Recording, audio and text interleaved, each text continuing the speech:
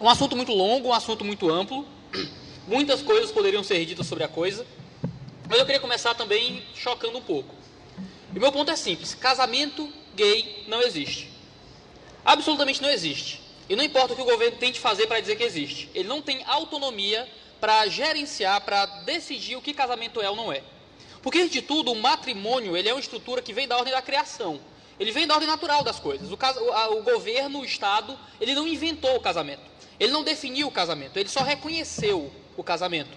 Porque a família ela é anterior ao Estado, ela é anterior ao governo. Antes de existir governo, existia família.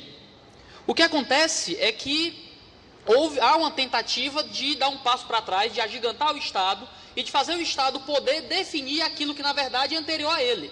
O Estado existe porque existe família, e não existe família porque existe Estado. O casamento gay ele não existe. Matrimônio vem de mater, vem da ideia de ser mãe. Casamento vem de acasalamento. Traz a ideia de união reprodutiva, esse aspecto conjugal do casamento. O casamento ele é significante, ele tem como significado a ideia de reprodução. Então, o centro do casamento é a potencialidade reprodutiva. Você pode contra-argumentar, como os homossexuais muitas vezes tentam, dizer que, mas e as mulheres estéreis e tudo mais, casais que não querem ter filhos?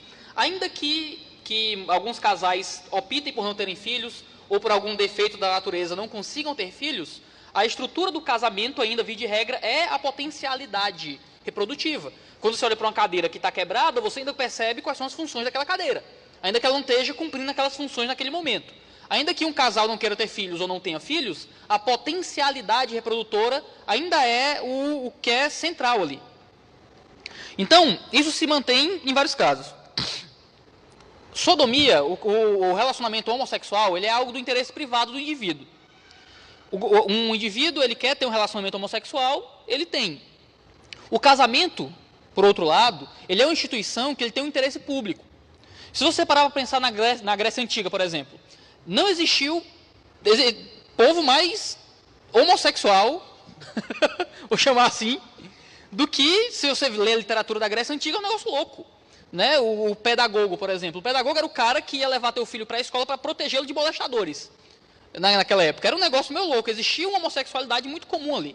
Mulheres eram feitas para reproduzir. O sexo que era louvado era o sexo do homem com o homem. E eles defendiam veementemente um casamento heterossexual. Porque eles entendiam que, por mais que o relacionamento homossexual fosse da esfera privada, era bom para a sociedade que os casamentos, essa instituição do casamento, permanecesse sendo aquilo que é. Porque isso é do interesse público, a geração de filhos, os filhos serem bem cuidados para a sociedade. Os homossexuais, infelizmente, eles começaram a gritar pedindo uma coisa. Eles queriam os mesmos direitos dos heterossexuais. Queriam o mesmo direito. Qual era o direito? De casar. Mas o homossexual tem o direito de casar, sempre teve o direito de casar. Assim como o heterossexual tinha o direito de casar. Um homem heterossexual poderia casar com mulher e não poderia casar com homem. Da mesma forma que um homem homossexual poderia casar com mulher e não poderia casar com homem. Os direitos, tecnicamente, eram os mesmos, para todo mundo. O homossexual ele começou a clamar por uma modificação dos direitos. E começaram a se colocar como os novos negros. Você já ouviu essa linguagem, né? Que é o que esses direitistas, fundamentalistas, fascistas, homofóbicos do inferno estão fazendo em proibir o casamento gay. É a mesma coisa que fazem com a escravidão. É a mesma coisa que fazem com não deixar a mulher votar antigamente. E isso é um discurso muito repetido pela esquerda. Só que é um discurso que não faz sentido, porque para você permitir que um negro vote, você não redefine o significado de voto. Perdão, que uma mulher vote, você não redefine o significado de voto. Para você tirar um negro da escravidão, você não redefine o significado de liberdade.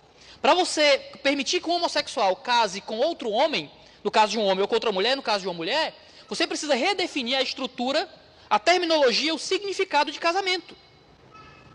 Eles começaram então a pedir por direitos civis de herança e de coisas desse tipo, mas mesmo com a união afetiva, com o direito de poder criar um contrato de herança, estando à disposição, eles ainda buscavam esse ideal de casamento. Mas como é que você faz isso? Porque antes eles diziam que o casamento gay era proibido. Mas se você parar para prestar atenção, o casamento gay nunca foi proibido. O ponto é que família sempre foi percebida como um ato heterossexual.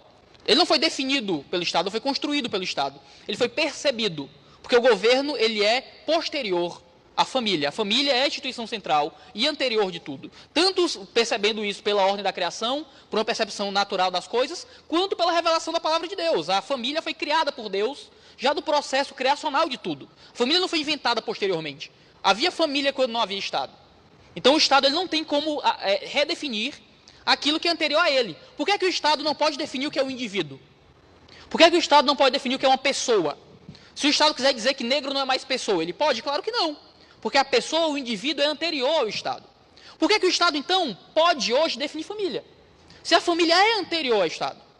E o Estado tenta agigantar para si coisas que não lhe pertencem. E o Estado, então, ele redefine o significado de família.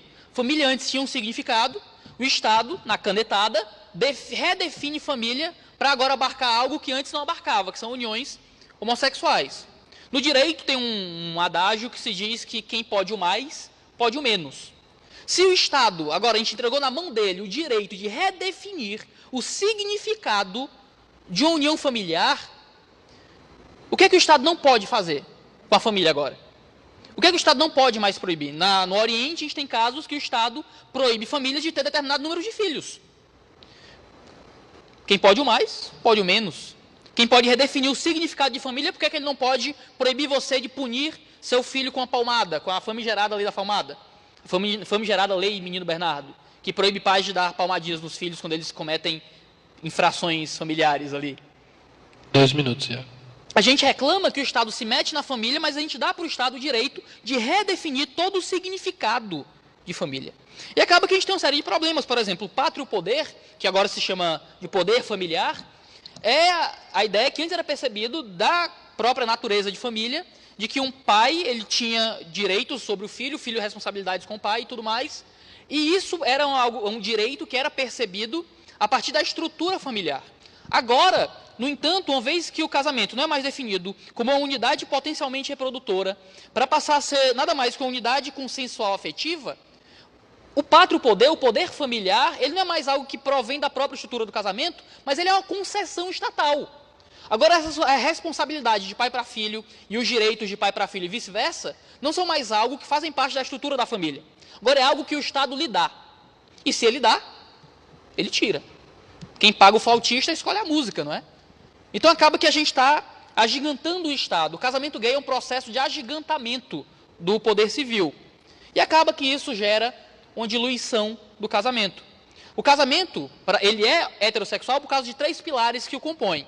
O casamento ele é baseado em espécie humana, aqui no caso, porque dentro da espécie humana tem 2 gêneros, homem e mulher, então a gente tem número, então espécie, gênero e número. O casamento é heterossexual por isso, e é monogâmico por isso também, é um homem com uma mulher. Se você quebra a barreira do gênero, e o casamento, que antes era heterossexual, passa a poder ser homossexual, o que é que mantém a barreira do número? Nada. Mera imposição estatal também. E agora, como o nosso querido... essa é a pergunta que tem que ser feita também. Se a barreira do número cai, que ele é completamente dependente da barreira do gênero, poliamor, como é dito, é algo que as pessoas já estão pedindo. Nos Estados Unidos, bastou aprovarem um casamento homossexual, que já começaram passeatas, já começou notícia, já começou gente batalhando pelo casamento de 3, 4, 5 pessoas. E se cai a barreira do gênero e cai a barreira do número, que são consequências lógicas da barreira da espécie, por que a barreira da espécie continua? Então a gente tem na Alemanha, por exemplo, marchas pró-zoofilia. Na Alemanha a gente tem o Zeta. Eu não trouxe o nome alemão, porque o bom de alemão é o Felipe, não sou eu. É os zoófilos engajados por tolerância e esclarecimento. É um grupo na Alemanha pedindo casamento zoófilo, com os mesmos argumentos que eram usados pelo pessoal que pedia casamento igualitário. Se a gente aceita casamento zoófilo, que é um ser que não tem direito civil, que é um animal, o que é que impede o casamento pedófilo ser o próximo passo? Para encerrar, eu quero concluir. Se cabe tudo no casamento, o casamento não significa mais nada. Se cabe tudo dentro dessa instituição e ela é esticada ao ponto de enquadrar qualquer relacionamento humano, então o que é que o casamento ainda significa? Chesterton dizia que quando a gente está na beira do abismo, o único jeito de avançar é retroceder. Então espero que a gente possa repensar essas decisões aí. Eu confesso que tem dias que, olhando como o Brasil está, eu vou dormir de um modo bem kafkiano, sabe? Existe um registro de uma conversa com Franz Kafka, em que um amigo perguntou para ele: você acha que existe esperança, Kafka? E Kafka, um grande pessimista, respondeu: esperanças há muitas, mas não para nós. Às vezes tem dias que eu vou dormir pensando que, cara, será que essa batalha cultural, essa luta, falarmos sobre o assunto? Será que isso vai dar algum resultado algum dia? Mas então eu tento dormir de modo mais paulino às vezes. Paulo ele escreveu em Romanos 8, versículo 24, porque na esperança fomos salvos.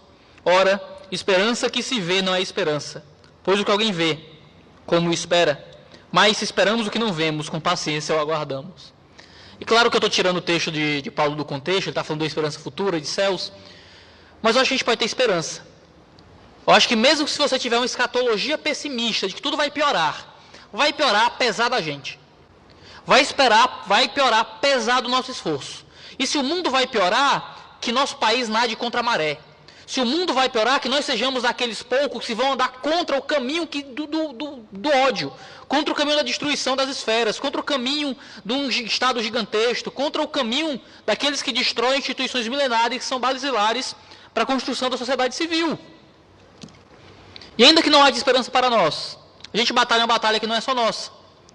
A gente batalha uma batalha pelos nossos filhos, pelos nossos netos. A gente batalha uma luta pelo mundo que há de continuar, mesmo depois que nós formos. Quantas revoluções, quantas mudanças de mentalidade, quantos países não foram transformados por causa de poucos, que eram tidos como loucos por um tempo, mas que transformaram todo o paradigma intelectual da sua sociedade. Minha oração é que a igreja possa ser esse tipo de maluco que crê contra a esperança. Que às vezes dorme triste, achando que não vai dar em nada, tudo só vai piorar e a gente só vai ser preso. A gente falou coisas aqui que eu olhei para o Felipe, cutuquei, cara, eu tenho certeza que a gente vai ser preso em sair daqui. Mas que a gente possa crer contra a esperança. Eu não sei para onde o Brasil vai, não sou vidente, minha pedra não é ametista, minha cor não é amarelo, eu não sou bom de prever o futuro. A gente pode ter algumas impressões, a gente pode ter alguns chutes, mas o que eu posso prever, o que eu posso controlar, digamos assim, é o modo como eu vou reagir. E o que você pode controlar é o modo como você vai reagir, por mais que a esquerda tente convencê-lo de que nem isso você tem controle, de que na verdade todas as circunstâncias moldam seus atos. Mas a gente pode controlar como a gente vai agir. Eu espero que a gente haja com fé. Podem levar a nossa liberdade, podem destruir as nossas instituições, mas nunca vão calar a nossa voz. Que a gente continue tocando a trombeta em Sião.